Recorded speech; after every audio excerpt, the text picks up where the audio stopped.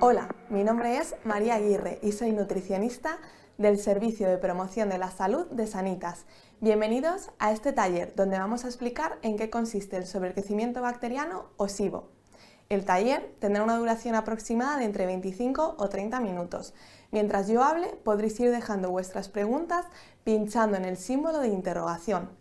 Al final del taller dedicaremos unos minutos a contestar algunas de ellas.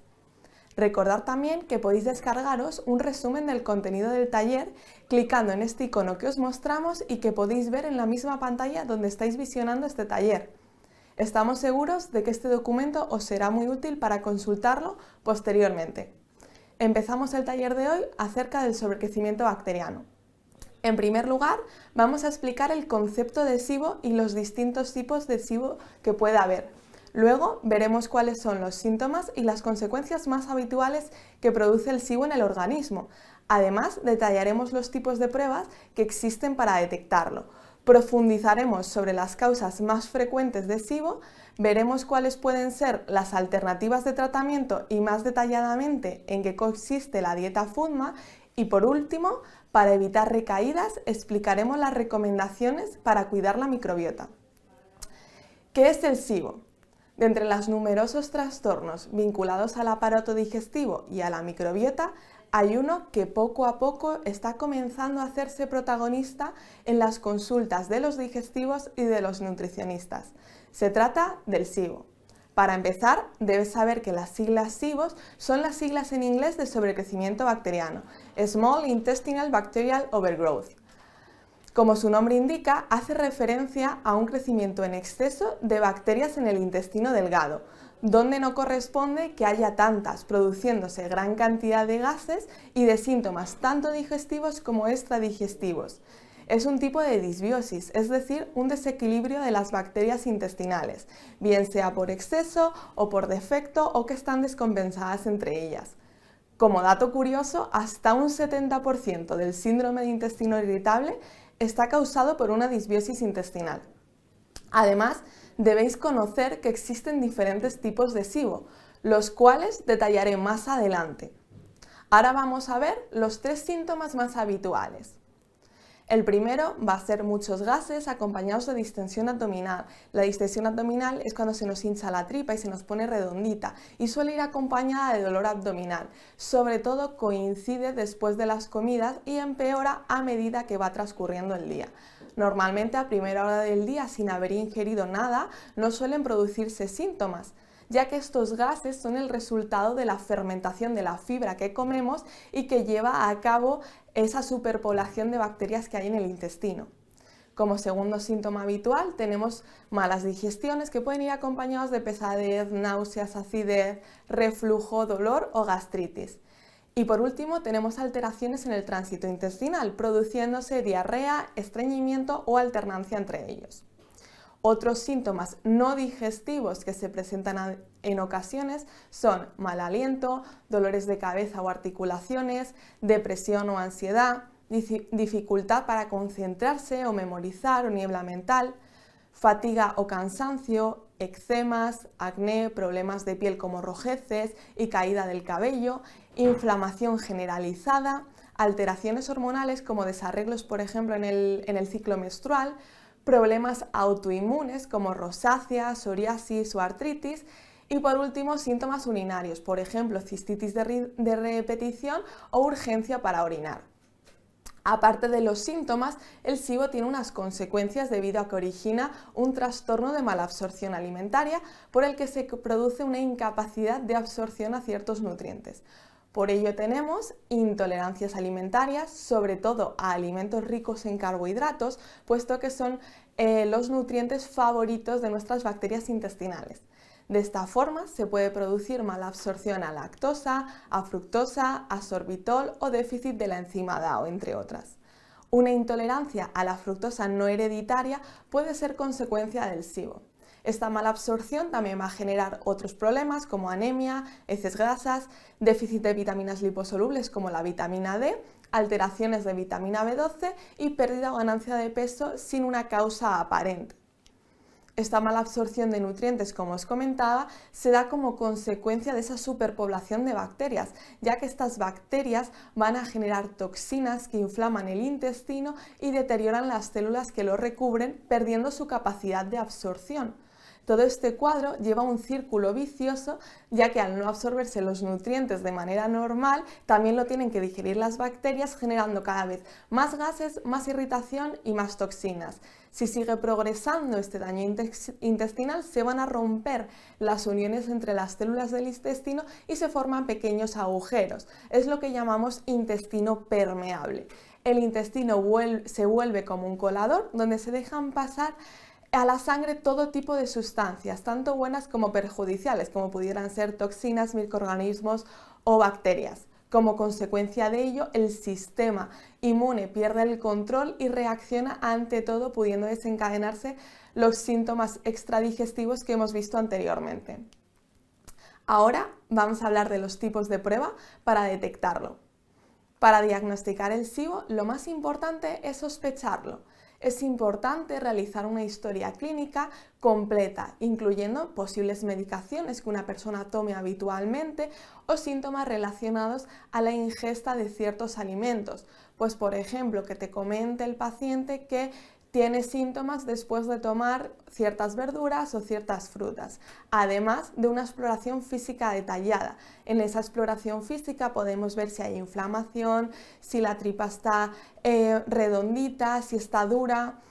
Bueno, ahora vamos a pasar a ver el test del aliento. Es la prueba más sencilla que existe para detectar el SIBO. Consiste en tomar un azúcar diluido en agua, normalmente lactulosa o glucosa, e ir soplando en un tubo antes y después de beber ese azúcar. Al no absorberse la lactulosa en el intestino, todo el gas que se expire por los pulmones corresponderá al metabolismo bacteriano. Esta prueba dura aproximadamente 3 horas, en las que se sopla al menos cada 25 minutos y se miden 2 gases en el aire expirado, hidrógeno y metano.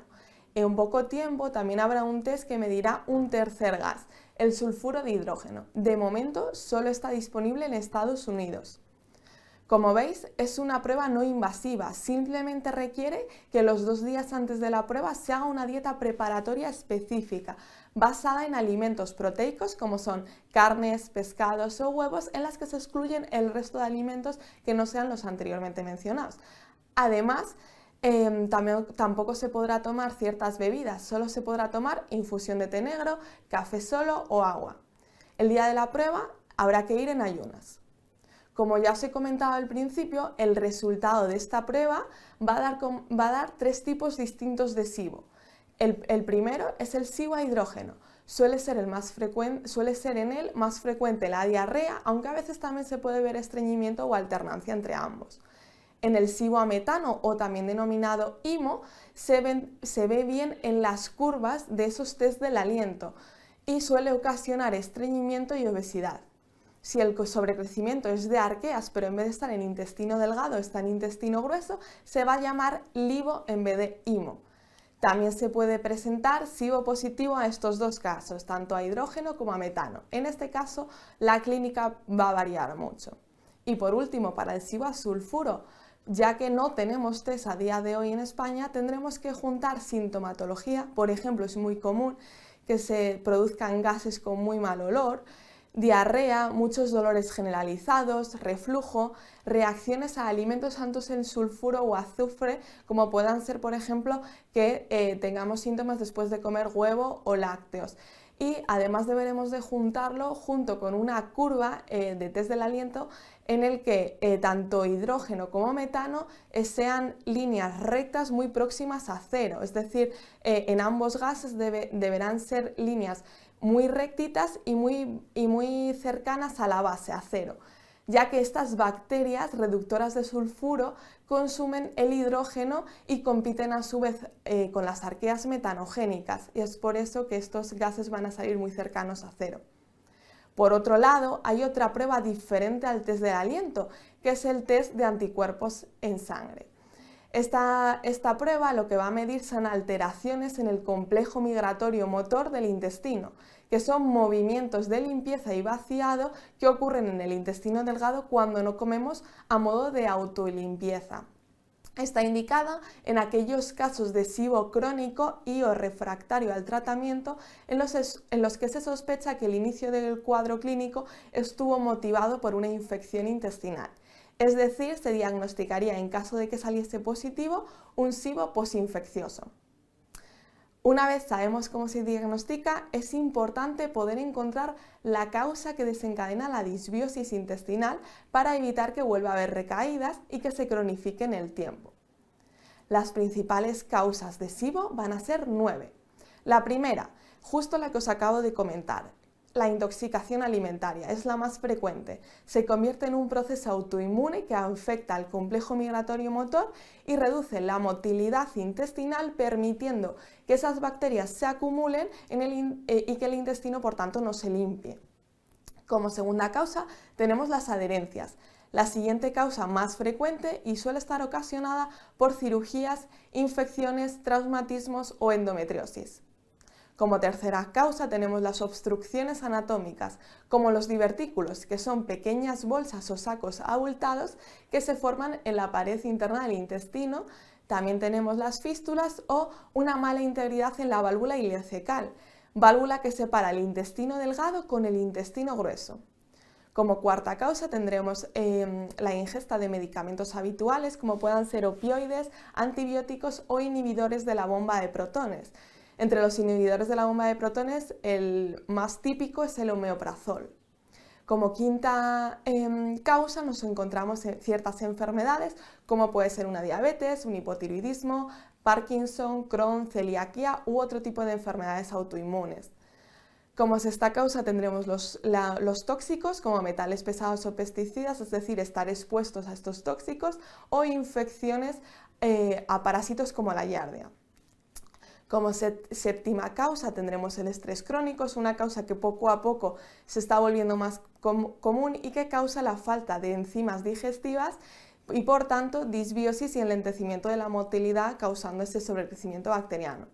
Como octava causa tenemos la falta de enzimas digestivas, tanto de ácido clorhídrico como enzimas pancreáticas y biliares, que causan una digestión incompleta. Puede estar originado por lo que os acabo de comentar de estrés o bien enfermedades autoinmunes, Helicobacter pylori, anemia, insuficiencia pancreática o uso prolongado de inhibidores de la bomba de protones como el omeprazol.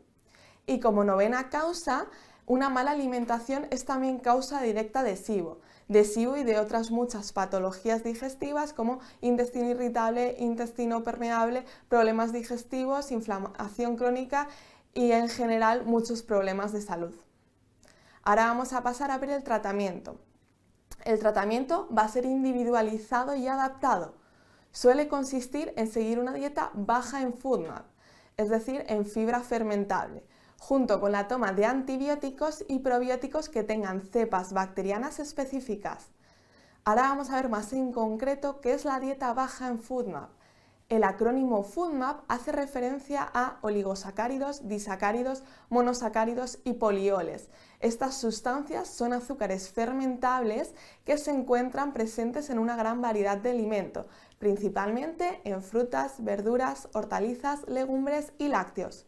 Estos azúcares no se van a digerir totalmente en el intestino delgado, por lo que llegan hasta el colon y son el alimento de las bacterias que allí se encuentren, provocando fermentación y liberación de gases que causan molestias y distensión abdominal, diarrea o estreñimiento. La pauta dietética se realiza durante un tiempo determinado y va evolucionando en función del tratamiento, la tolerancia a los alimentos y la evolución de los síntomas. Cabe destacar que es una dieta paliativa y no curativa. Nos ayuda a reducir los síntomas, ya que van enfocados a no alimentar a las bacterias, pero es necesario acompañarlas siempre de un tratamiento adicional que será pautado por un médico. Esta dieta va a constar de una primera fase en la que se restringen un número importante de alimentos con alto contenido en FODMAPs. Como vemos en la diapositiva, entre los alimentos que se limitan por su alto contenido en FODMAPs nos encontramos ciertas frutas y verduras, entre las que destacan ajo, cebolla o puerro, legumbres, cereales con gluten, lácteos con lactosa y alimentos con azúcar añadido como dulces, bollería o chocolates. Por ejemplo, es muy común en la dieta española utilizar la cebolla y el ajo para todo tipo de sofritos. Entonces, muchas veces tenemos síntomas diariamente y no lo asociamos a ningún alimento, pero porque realmente ajo y cebolla está en todas las preparaciones que hacemos. Una vez os he explicado esta primera fase, tras una mejora de la sintomatología y para aportar mayor variedad a la dieta, comienza la fase de reintroducción, en la que se va probando la tolerancia a ciertos alimentos que antes hemos restringido de forma progresiva, calibrando el tiempo y las cantidades en función de cada persona y su respuesta a estos alimentos. La reintroducción se va haciendo conforme a los diferentes grupos de FODMAPs, con una frecuencia de un nuevo alimento cada 2 o 3 días y esperando que no haya síntomas. ¿Por qué se introduce solo un alimento y no 2? Porque en caso de haber síntomas es mucho más fácil ver cuál es el alimento que nos ha sentado mal. La dieta baja en FODMAP debe ser pautada por un profesional y establecer un seguimiento, puesto que se establecen pautas muy individualizadas. Se recomienda además reintroducir lo antes posible para llevar una dieta variada siempre y cuando no nos genere muchos síntomas. Hay que tener en cuenta que las dietas restrictivas durante tiempos prolongados también alteran la microbiota a largo plazo. A continuación, vamos a ver en la siguiente diapositiva un ejemplo de una dieta baja en FODMAPs de un día. Como desayuno vamos a tener una bebida vegetal como es el vaso de bebida de almendras junto con una rebanada de pan de masa madre sin gluten acompañado de aceite de oliva virgen extra. En caso de querer añadir una proteína podríamos añadir una tortilla de un huevo y como fruta una fruta baja en FODMAPs como es el kiwi. A media mañana o merienda proponemos otra fruta baja en FODMAPs, como sería un plátano más bien tirando a verde, aunque también podríamos incluir otras opciones como frutos secos bajos en FODMAPs o lácteos vegetales.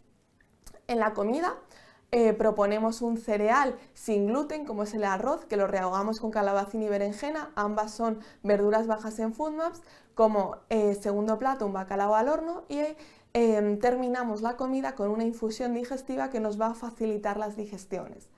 En la cena proponemos también un cereal bajo en FODMAPs, como sería una sopa de tapioca, acompañado de una tortilla francesa y como postre 5 nueces de macadamia.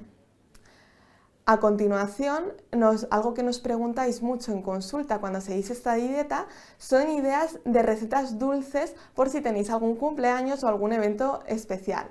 Aquí vamos a ver 2 ejemplos de recetas dulces bajas en FODMAPs. La primera, vemos unas tortitas de arándanos en el que habría que triturar todo en una batidora, los ingredientes que vemos en pantalla, harina de arroz, plátano, agua, huevo, levadura sin gluten y una cucharadita de canela.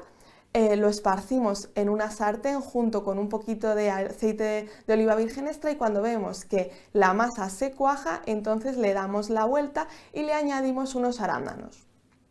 Como siguiente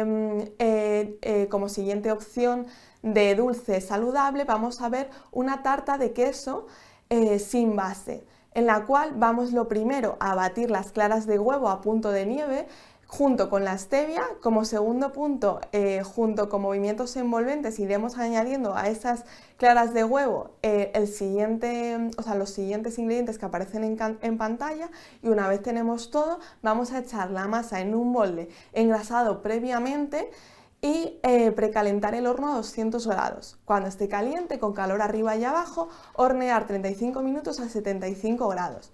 Un truco es que cuando no tengamos claro si se ha hecho o no, meter un palito o un cuchillo y si sale limpio es que está listo para comer. Por último, si nos preguntamos respecto a la duración del tratamiento, este varía mucho entre personas.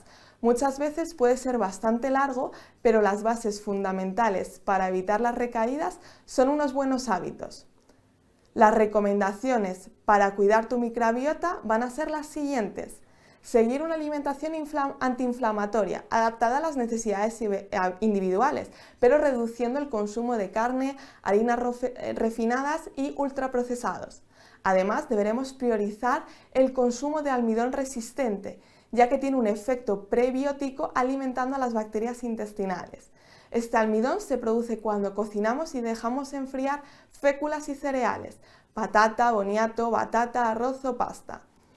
Además, deberemos practicar ejercicio físico diario. Si eres activo, siempre vamos a tener una mejor microbiota y un estado más saludable. Para ello podemos, por ejemplo, subir las escaleras en vez de coger el ascensor, aparcar más lejos para tener que caminar más, bajarnos una parada de metro antes y, por supuesto, encontrar en el día un rato para hacer ejercicio en casa o en el gimnasio.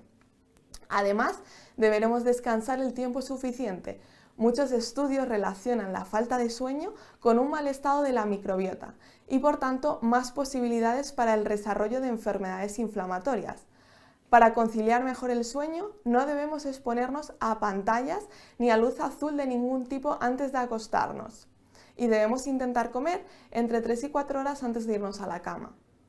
Además, una parte importante va a ser la gestión del estrés. Es necesario buscar tiempo para nosotros, ya que el estrés va a influir negativamente en nuestra salud y más concretamente en nuestra salud digestiva.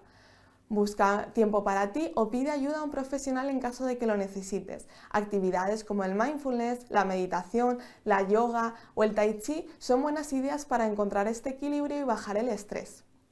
En resumen, hay que empezar por asegurarnos una buena alimentación y un estilo de vida saludable. Y en el caso de que tengas cualquiera de los síntomas de los que hemos estado hablando, vamos a realizar el test y acudir a un profesional para que paute el tratamiento adecuado para ti. Mientras tanto, busca la causa de tu SIBO para que no vuelvas a recaer.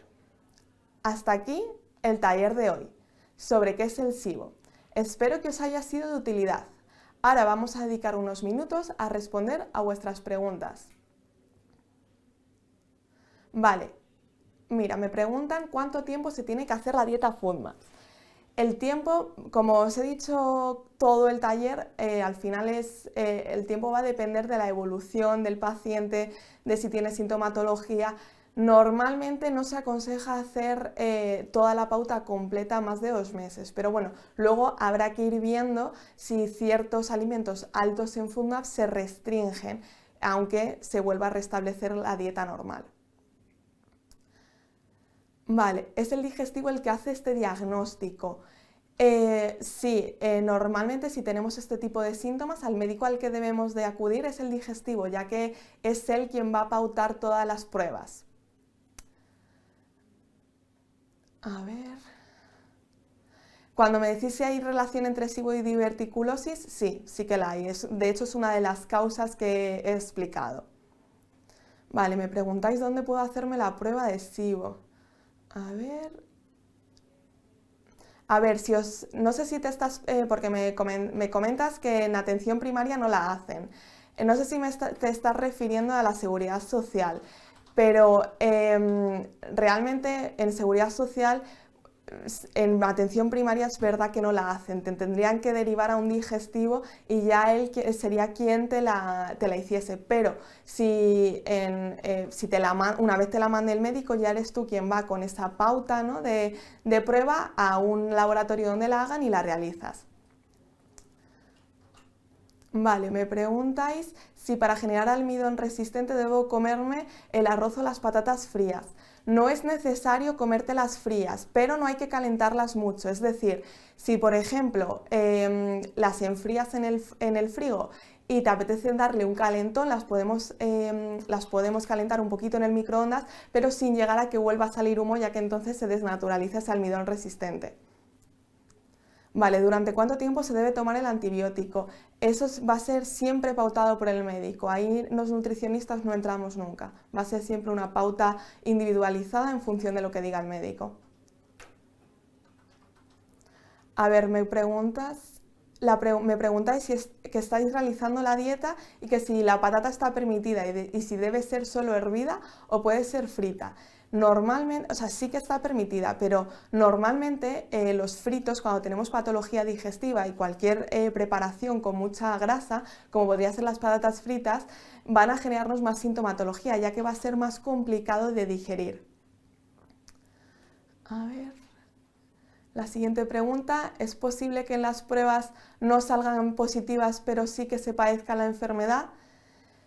Podría ser que tengamos una disbiosis intestinal, es decir, que no sean resultados positivos a SIBO, pero sí que se tenga una disbiosis intestinal que genere todos los síntomas que he explicado durante el taller.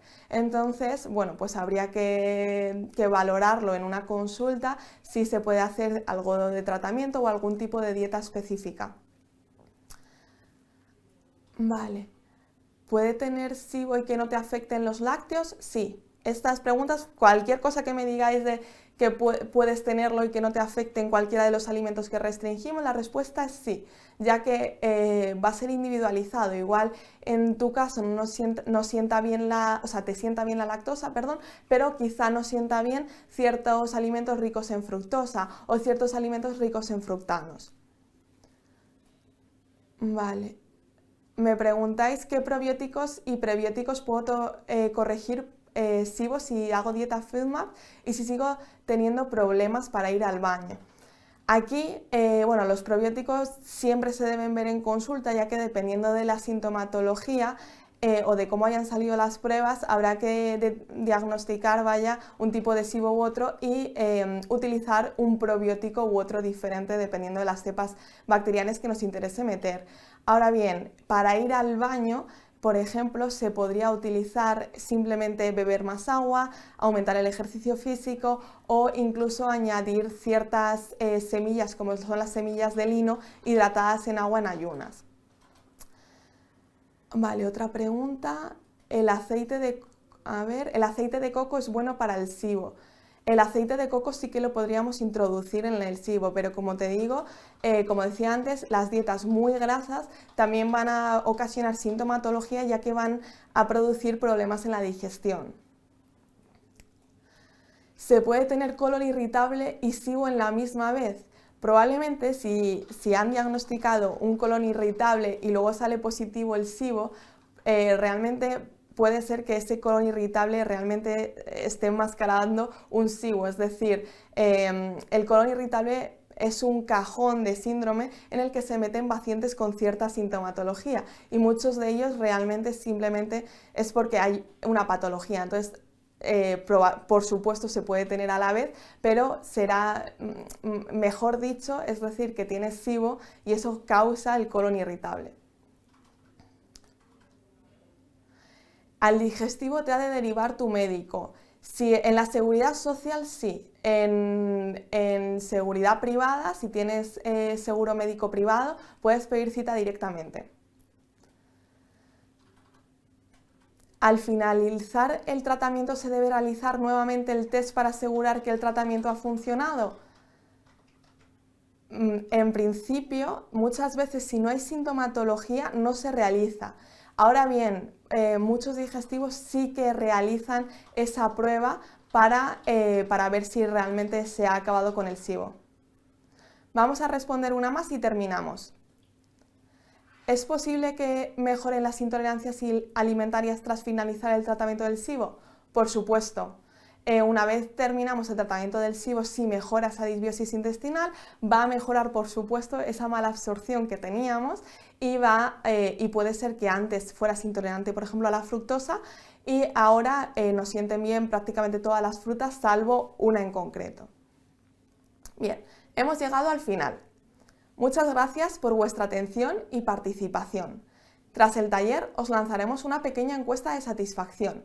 Por favor, dedicad solo unos minutos a responderla, ya que vuestra opinión nos importa y nos ayuda a mejorar. Sentimos no poder dar respuesta a todas vuestras preguntas. Si queréis ampliar información o tratar otros temas conmigo, podéis coger cita a través de la app Misanitas, en la pestaña Programas de Salud, Programa de Nutrición. Recuerda que soy María Aguirre, nutricionista, y además podéis coger cita por videoconsulta. También podéis coger cita con otras especialidades como son del Servicio de Promoción de la Salud, como actividad física, psicología, maternidad o salud infantil. Un saludo y feliz día.